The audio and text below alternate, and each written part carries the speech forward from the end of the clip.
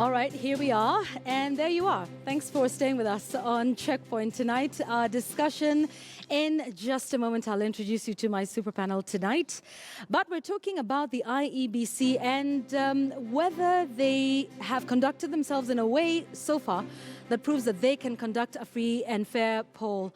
Obviously, there was the issue of the reshuffle that came up a couple of days ago, and they were hard-pressed to defend themselves as to why this was so. Is that all hot air, or is there cause for worry when it comes to the IBC and the general election on the 8th of August? So before we get to my panel, we asked this question to our viewers and citizens around the country, I believe in Mombasa and in Nyeri, what they thought of IEBC and whether they are prepared for August the 8th. Take a listen.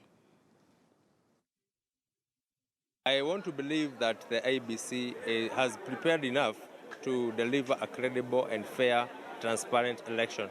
And we would like to urge them, because we have done our campaign, that the chairman and his team, they are going to cooperate with the parties, like Jubilee and the other parties, and the government is going to offer them the necessary resources that they need. I have a total belief in the IEBC. From the preparation they are already doing, we have a total trust in them. And we believe, from the examples that the Jubilee Party has shown, the IEBC has no other option. So far, what we have seen from IEBC indicates they shall hold a free and credible general election. I'm 100% sure IEBC will hold a credible, free and fair election. Kwa undani wanauoka na serikali iliyoko hapa. Ya pili, hawaamini yale wanasema sio ndani ya roho yao. They are tricking NASA. Wanatumia njia ya ujanja kufunika NASA, lakini moyo wao wako nyuma hapo. Naona ni kitu itakuwa na haki na ukweli, kwa sababu watakuwa wanajiangalia vile wanakuwa na voti, na wananchi pia watakuwa na imani, kwa kuwa kama watakuwa na pande yao na kodi wewe na pande yao, pia italeta manufaa, na utakuwa na hakika kwamba uchaguzi ufanyike kweli, na tutakuwa najua ushindi mahali iko. Niko na imani na IEBC cause ni tume huru, it's an independent, na kama mwananchi niko na imani na IEBC, sina tetesi yoyote. Okay, huyo hana tetesi, lakini wengine wako na tetesi. My super panel tonight, Dr. Alex Awiti, Daisy Amdanyi, and Kamodho Waiganjo. Thank you. You'll be seeing a lot more of them on Checkpoint, and we'll be taking a look at all the events that unfold as we head towards the election. A scholar, a women's rights activist, and a constitutional lawyer. We couldn't be in better hands tonight. Daisy, let me start with you. IEBC was in crisis mode, communications-wise, explaining to people about the reshuffle and saying that this is something they do. This is actually part of the course, that they take people away from their home constituencies or counties. And, from if they were in one place last time, they will shift them around. But yet that caused a furore. Was it all hot air, or, was it a symptom towards just the sort of trust or lack thereof in IEBC?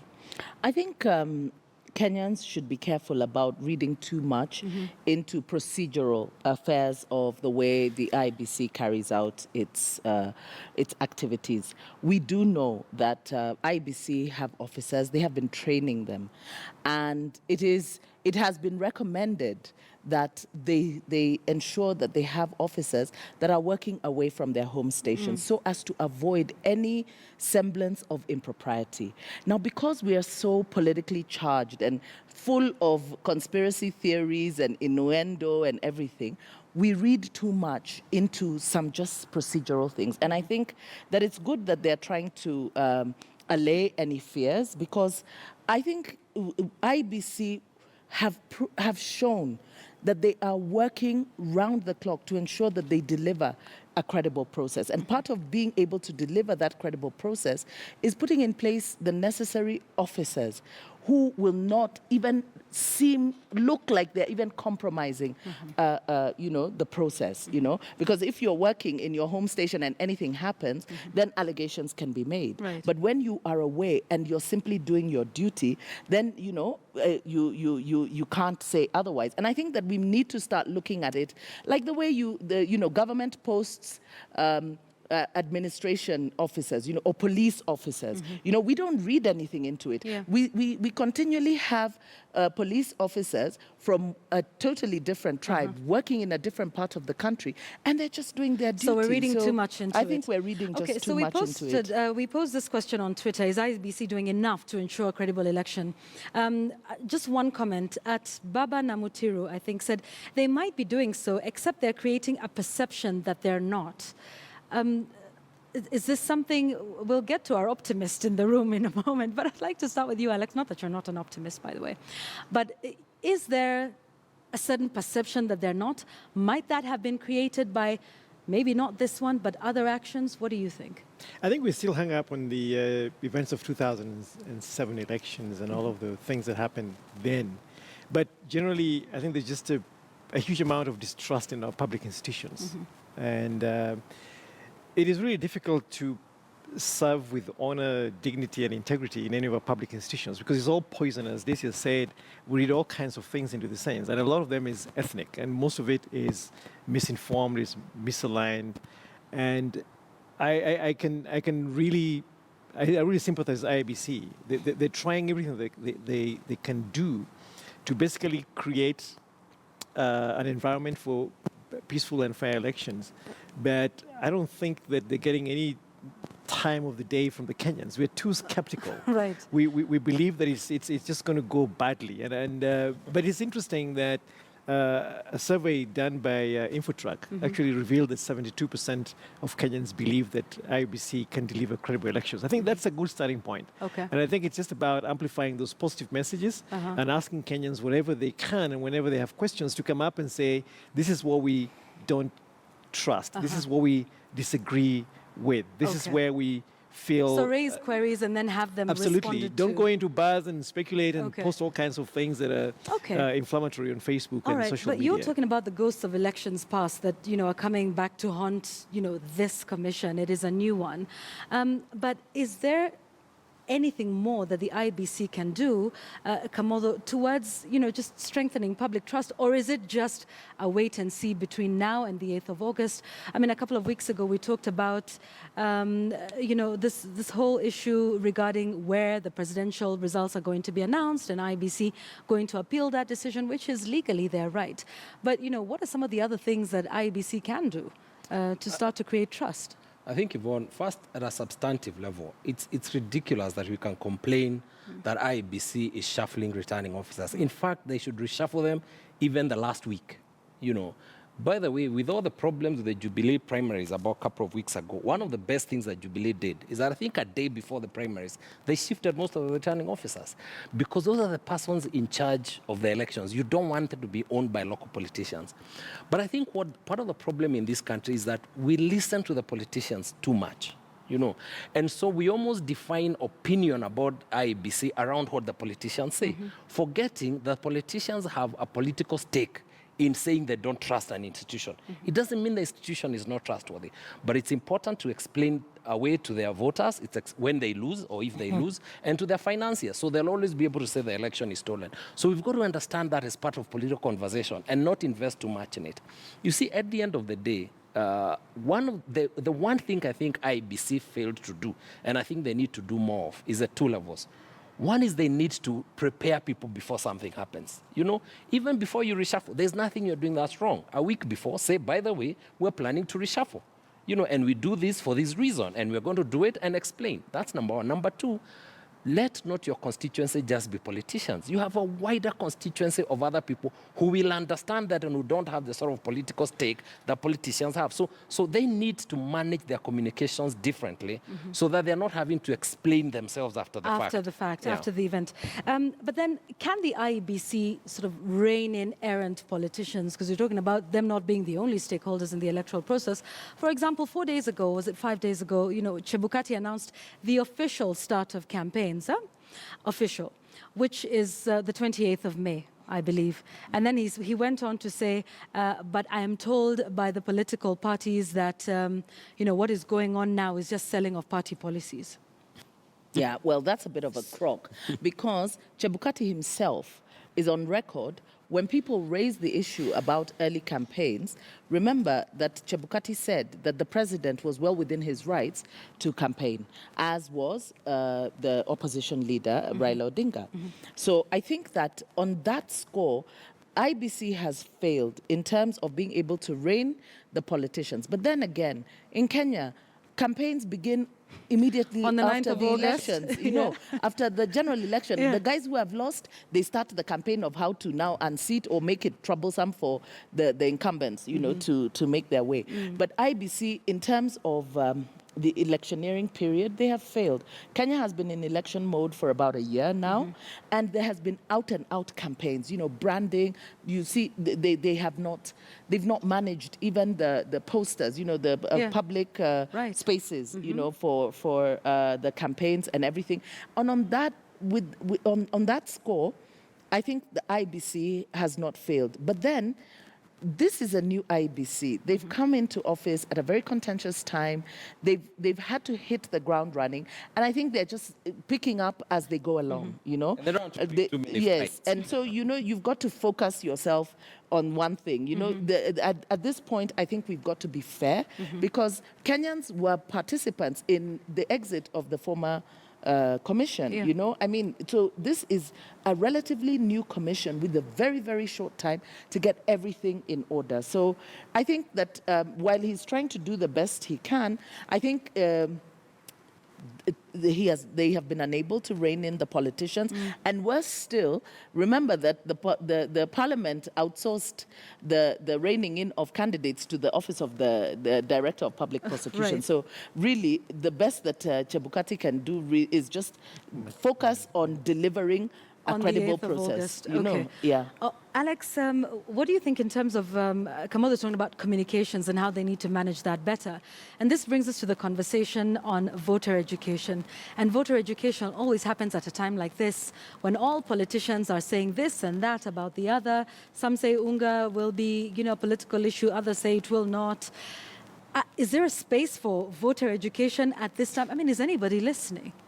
But I'm not sure what voter education really would mean in this context. I don't know whether it is trying to get voters sensitized to listening to issues and trying to figure out to what extent can campaigns speak to the bread and butter issues of every day. But as we said before, the conversation, and as Kamodo said, is geared too much to responding to a political narrative and a political process, which is the electioneering process. And therefore, the political class then determines what the narrative is. I think what IBC's role would be is what constitutes serious breaches of electoral law, and how can the public help keep that vigilance so that we have a free and fair elections. I think that is the amount of education in terms of what is stipulated in the law. And is now the right voter time? bribery, Because have you use taken a of, look at IBC's incendiary Twitter language, handle? say for, Nobody Yeah. listens when they're tweeting all of these, you know, important things that Kenyans need to follow. So those are the things. It's about the conduct of election. It's about the conduct of political parties, the conduct of candidates, the kind of language that we use, how much money is changing hands. Like, for instance, campaign spending. I don't think there's been any conversation about how much was spent even in the nominations and how much is going to be spent going forward. I think that vote kind of sailed. IBC sent some, they said some very ridiculous and I think that should be part of the voter education to say that, look, your vote is not for sale. You go and listen to the politicians, they sell their political agendas, but don't take any money. If anybody takes money, please inform the police. That's the kind of education that I would like to see. And to say, look, rein in bad language that is inflammatory, that is insightful. We want a free and fair election. And I think at the presidential level, mostly, because the counties is kind of like mostly ethnically homogeneous, so you don't expect to see a lot of that. But at the presidential level, that's where we now need to see IBC become more vigilant. Some of the utterances by the political groupings like NASA around boycott of elections, those are inflammatory. And I think they should be taken very seriously. And I think IBC should now come and say, look, this is casting aspersions on the credibility. But it is their right if they want to boycott. Well, Allow me to play the devil's No, it's true. advocate. But If they by want the to way, it's boycott, true. they can It is true, boycott. but I think And they the can manner in announce it which and those go ahead and conversations are boycott, had, right? the manner in which those conversations are had, kind of plays back to what we had in 2007. I think we don't want to put the country on a war footing Yeah. ahead of general elections. It is about political responsibility. It is about Raila and his crew being serious, responsible political players in this process. This is a highly ethically fractious country, and you don't want to start inflaming passions right now. I think the language should be civil. Okay. And Is- actually, you yeah. see, part of the problem, I think NASA and everybody has every right to boycott an election. But the basis of your boycott cannot surely be that if the court finds a decision against you, you will not participate in the election. So then why have the courts? I mean, why participate in a process in which you have predetermined that this must be the only outcome? So what you're telling people is that you don't trust the courts to give a free and fair decision. But yet those people, you expect them to go to the courts. You expect you, if you lose or if the other person loses, to go to the same courts. So you see, my problem is not so much the reason why, is not the boycotting. boycott, yeah? It's a reason why. Because what you're doing is you're inflaming passions against institutions that Kenyans need for sustainability of us as a nation. So I think we need to be very careful about the nature of conversation we're having, even about IEBC. Yeah. Even the issue like that issue about the declaration of results at the constituency level. That's fine. I don't think that we have applied our minds to all that, the implications of that. In a country where we vote regionally and where parties have strongholds, in which there's an incentive to rig in favor of the presidential candidate. Absolutely. You can be sure that that is an incentive for ballot stuffing. So what you're telling IEBC is that even if results from Murang'a, my constituency, comes and Uhuru has 140%, IEBC must announce that result because that's a final result. That is ridiculous. It is dangerous. It cannot be right. It cannot be responsible of any political actor to actually ensure that we are creating a situation in which there will be discontent. It's not right. Daisy, the same thing, if we go back to the issue of reshuffles, again, occurred in 2012, I think around October. Then chair of the commission, Isaac Hassan, did that. And again, there was uproar. Do we not understand, this procedure, this process? Because NASA alleged there was bias, ethnic profiling, and planned rigging of the elections. You I want cringed at that statement. Yes. I think that this is where we really need our leaders to be more patriotic than they're being, and be very careful about the kind of things that they're saying. This is reminiscent of what happened in 2007, where aspersions were cast on the institution, the electoral management body, because of certain perceptions have been created that because there are these people are being sent into a certain county, they are being sent there for the purposes of rigging. You do know that people lost their lives. There are people who were going on duty and they were actually killed because the messaging was that they were coming into the constituency to rig on their behalf. Now, I want to agree with what Kamodo is saying. And let's look at the conduct of the nomination exercise. We have seen all the media that's, the videos that have been doing the rounds on social media. And this was across the board. It wasn't, it was Wiper, it was Jubilee, it was ODM. We saw outright cases of ballot stuffing, pre-marked ballots, a lot of fraud, that was being carried out. So you can see that we have a problem with the integrity, that people are easily swayed politically to actually unfairly give advantage over others. So you can understand why the IBC would make such a decision. Now, IBC is well within its rights and its mandate to do that so as to prepare us for ensuring that we minimize those kind of incidents. You don't have capture by politicians of electoral officials. We know that has been happening. We must stop behaving as though these things have never happened before in Kenya. This is what happens. Politicians actually, they get hold of these electoral officials and buy them for the purposes of giving themselves unfair advantage. So IBC, in trying to minimize that, then the politicians are crying foul. That tells you They've that invested. yes, that some of them have invested. Thank you. That actually is the issue. You know, It's a loss that's of it. investment. You know, yes, it's a for some no. people, is that a you fair know, Yvonne, it's accusation? important that we You know call we a live in spade a this country, spade, Yvonne. You know, Yeah. That's it's important right. that Okay. we call a spade a spade. All So right. for me, it is irresponsible because if you cannot prove your allegations, then you mustn't make them. They cannot cast these aspersions on the institution of IBC without proof. They must be able to give that proof, or else they should be charged with incitement, because that is inciting people. Okay, so let's talk about, though, to be fair, there's been distrust in the IBC. If you remember, in 2007, chair of the commission, categorical. But I do not distrust know by who, Yvonne? It's important, not by Kenyans, by politicians. Please let us get it straight. It is not mistrust of Kenyans. It is the politicians who cast aspersions on But the it is also commissions. the voters, is it not? Because But they it- voted for certain leaders and they felt there's a constituency led by their politicians, let's be fair, who believe that an election was stolen in 2007. And there's also a constituency that believed that election was stolen in 2013. Is there anything, Alex, we can do to assuage their fears, their mistrust? Because we can say it's by the politicians, but this is a perception amongst this, however small, section of the electorate. So, I'm persuaded that in societies where there's a high prevalence of rule violation, where corruption is rampant, voter fraud is rampant, impunity is rampant, these things become contextual problems, and they fundamentally undermine the quality of institutions. So in our institution, you're basically looking at a rotten barrel. That means that every apple that gets in there is always going to get rotten. Usually the analogy is one apple will cause an entire barrel to rot. But now you have a rotten barrel. IBC is inside a rotten barrel. And as we've seen, we have a great inclination to take advantage of situations where we can actually pay, bribe our way out of these things.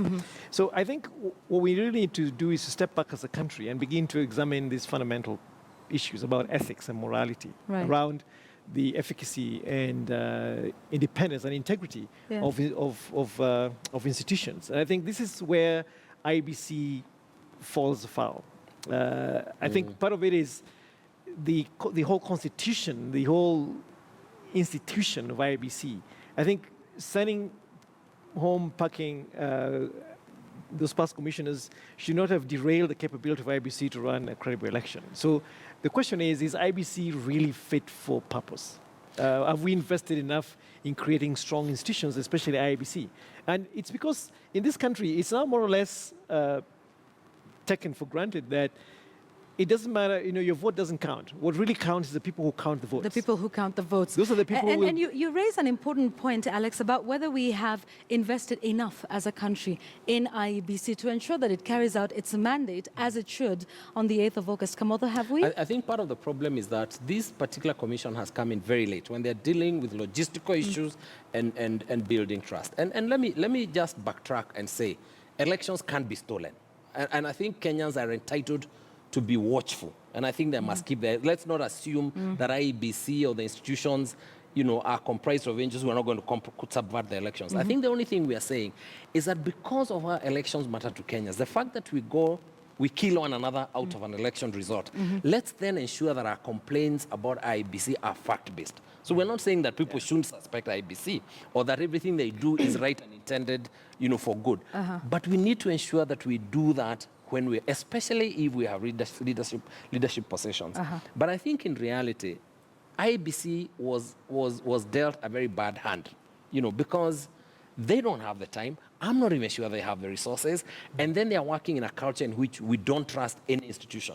We don't trust the courts. We don't trust the church. We don't trust the media. So that is the context in which we are operating. So it's very difficult for IBC, therefore, to weave a narrative which is believable. But I think there are things I can do. In fact, I keep saying, Yvonne, that if I was ABC, the only thing I would be investing in now is believability, whatever that takes. Even more than I'd invest in the logistics of running an election. It's believability. Ensure you expand your constituency. Ensure that everything that you're doing, people know. this is what you're about So to putting do. This things is the out reason. in the That open. they must do. All right, and you've talked also about curbing errant politicians, and I think earlier in the week the chair of the NCIC as well as the Inspector General of Police just talking about how to do that. But so how do we then start to rein in errant politicians? Who is supposed to do that?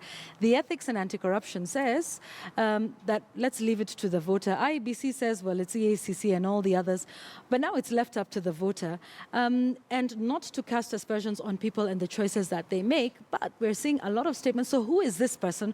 Which body is this? I mean, to be fair, the NCIC has said, okay, they have all of these hate speech gadgets that are out there across in the counties, and everybody's been, so what are these hate speech gadgets about? But it just seems like it's everybody's job and therefore nobody's job, and then it's left up to the voters. No, you decide. So we're going to start to see some really interesting statements made. We've got 85 days to go. So, who's that? Who's that watchdog, Daisy? Well, we are the watchdog, but I think that it is something that is worrisome, and it has happened every successive election where it's everybody's responsibility and nobody's, and people get away with it. The fact that so far, even from the nomination exercise, very few people, other than, I think, was it Margaret Wanjiru, who was arrested, for behaving badly. We saw the people. There are people who died. There are places where people died. That's right. We have laws in Kenya. We have laws, assault. Destruction of property. There are laws that cover this. We don't need special laws. What we need is the enforcement of the law.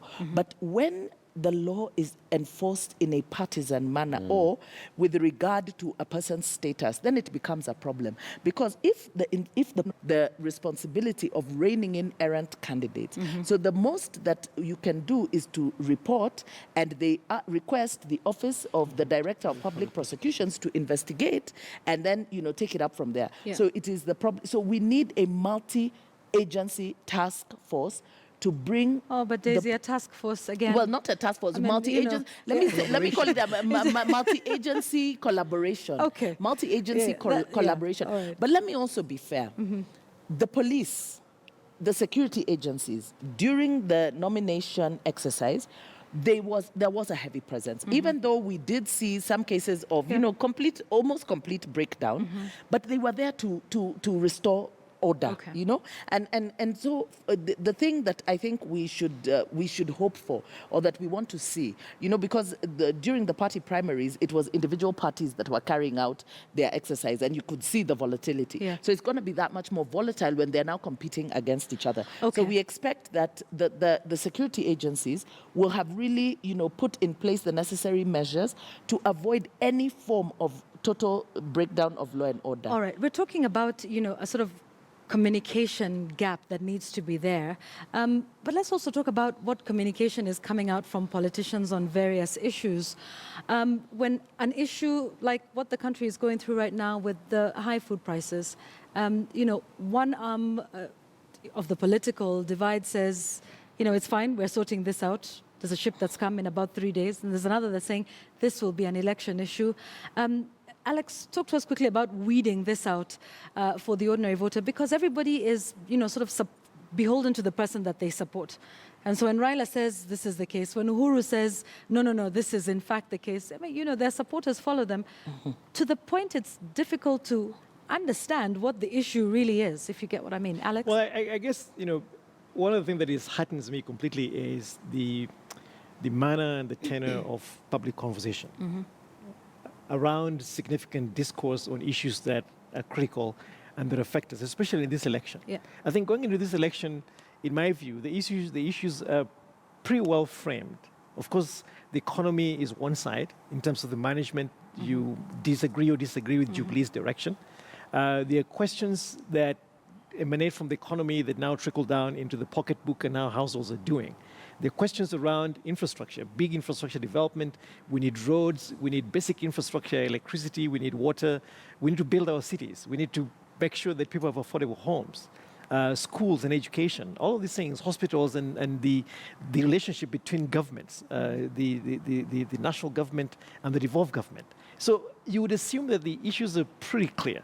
But I think the pettiness that is injected in these conversations, the low-brow nature in which the deputy president, the president, and former Prime Minister Raila weigh into these issues, it just dumps the politics. And I think, as you say, the partisan crowds out there follow their leaders. You know, if right now the dispute is, did the maize come from Mexico or not?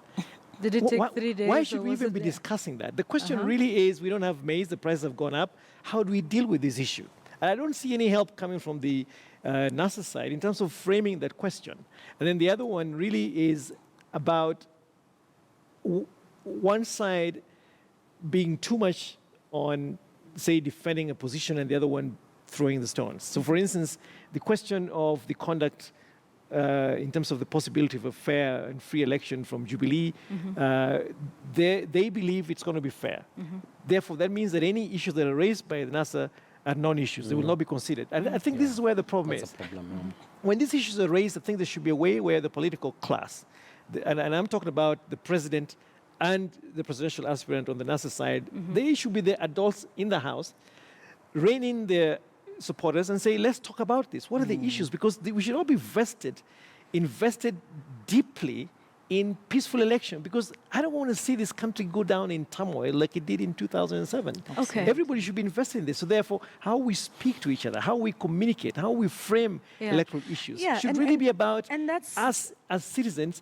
And as I've had many young people say it, there will be life after election. On August 9th, we will wake up and that's an interesting and we'll have point, to be citizens Alex, that again. You mentioned in terms of dumbing it down. Kamodo, have we dumbed down the conversation on Unga in this country?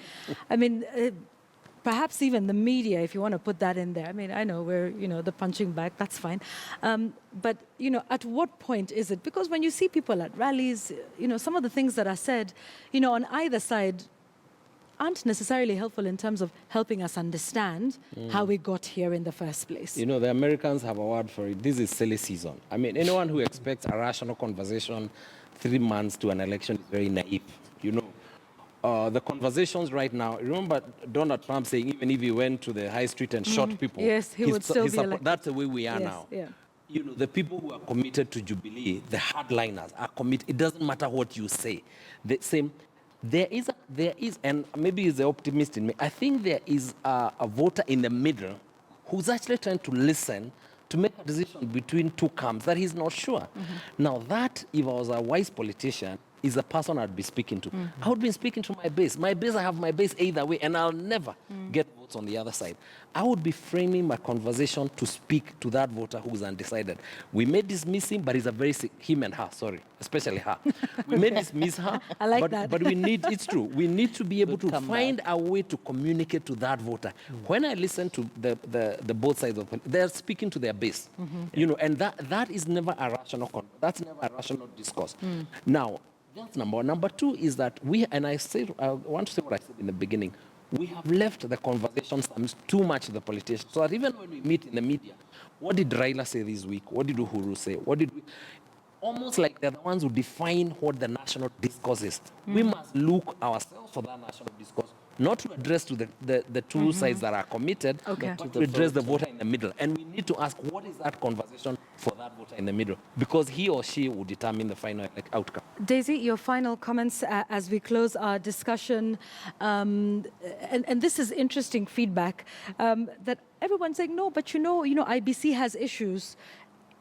And the consensus, I think, amongst our panel tonight is that, well, there may be issues, but for the most part, this is a new commission trying to do the best it can.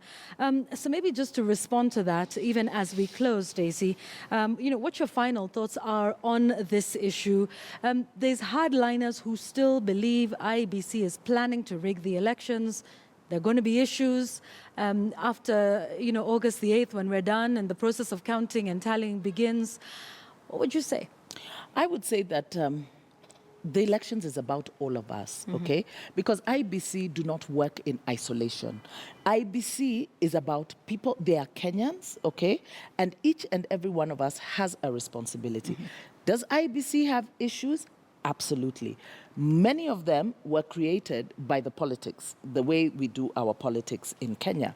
And on that score, the issues that IBC is grappling with, the political class across the board are to blame, okay?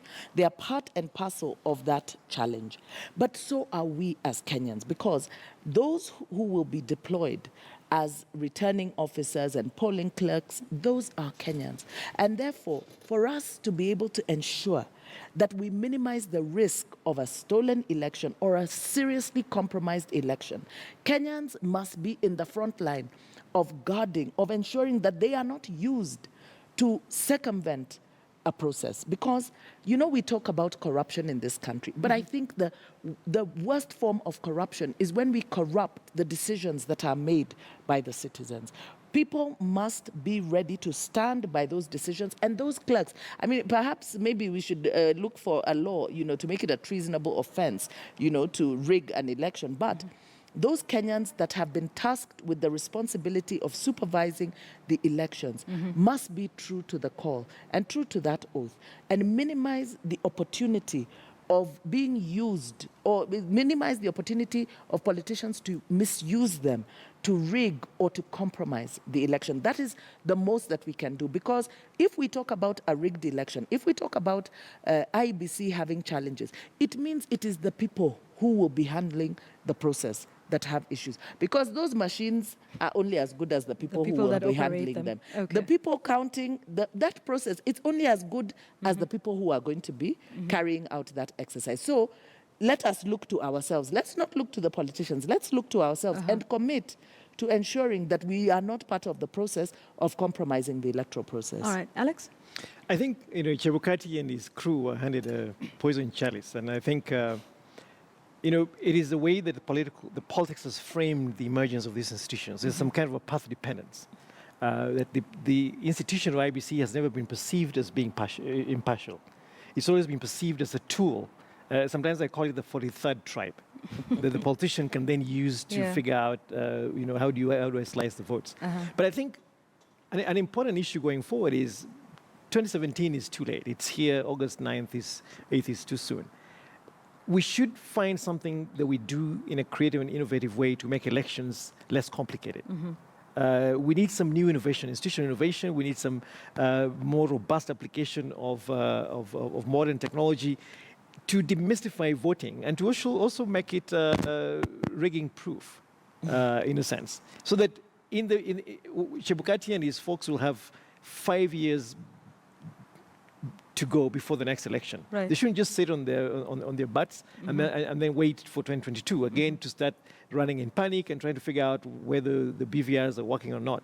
We should start doing something, engage universities and engage some of these creative minds to figure out what is the best way to run elections that are credible. Yeah. It's a credibility thing, and as Kamodo said, an important thing will be the communication of believability. Right. This is the hard work that they must do. It's a public campaign. Get the politicians, be upfront, be candid, be forthright, be preemptive, be out there with the information that people need so that people are not doubting and second-guessing your actions. Okay, all right, thanks very much. That's Dr. Alex Awiti, Daisy Amdanyi, and Kamotho Waiganjo. I thank you all very much. Just a few tweets coming in. Paul Achar says, types of credibility for IEBC. Initial credibility equals derived credibility equals terminal credibility. All right, so that is an interesting tweet. I'll be reading more of them as we go along in terms of credibility of our institutions, particularly our electoral management body that has its big test just 85 days from today. Thank you, guys. We'll be talking a bit more about that, as well as the high cost of living. You don't want to miss my number. It's on that. We have that, I think, after the break, as well as my take that's coming up a little later on. Like I said on Twitter, it's all about pots and kettles. You don't want to miss what that's about. Thanks for staying with us. We're taking a break. Be right back.